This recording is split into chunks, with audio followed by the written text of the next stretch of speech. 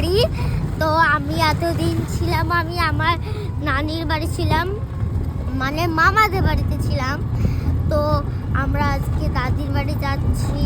তো আগে থেকে আমাদের ভিডিও করতে ভুলে গেছিলাম কাজের চাপে।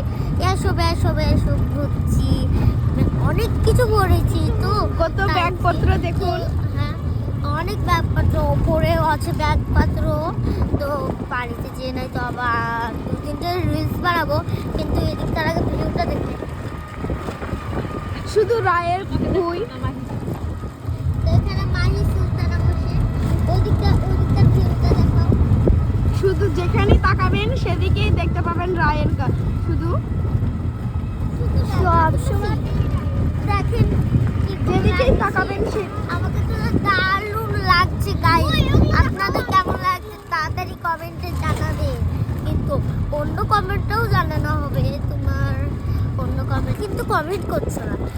তোমরা যদি কমেন্ট করো তাহলে এর থেকেও তুমি অনেক অনেক অনেক ভালো তুমি ভিউ দেখতে পাবে। আরেকটু দেখি নাও মাসি, দেখি তো এখনো কুয়াশা আছে, ঠান্ডা লাগছে। তাও আজকে রোদ উঠেনি, কালকে হালকা হালকা রোদ উঠেছিল। মাহি তুমি কিছু বলো। এখনো পৌঁছায়নি, এখনো মেলায় টাইম আছে। গাড়িটা না একটু দাঁড়িয়ে পড়েছিল, একটা কল এসেছিল তাই ঠিক। তো আমরা বাড়িতে যেয়ে আমরা আবার নতুন করে তোমার রিলস বানাবো। তো আপনাদেরকে দেখাবো, আপনাদেরকেও তো দেবো।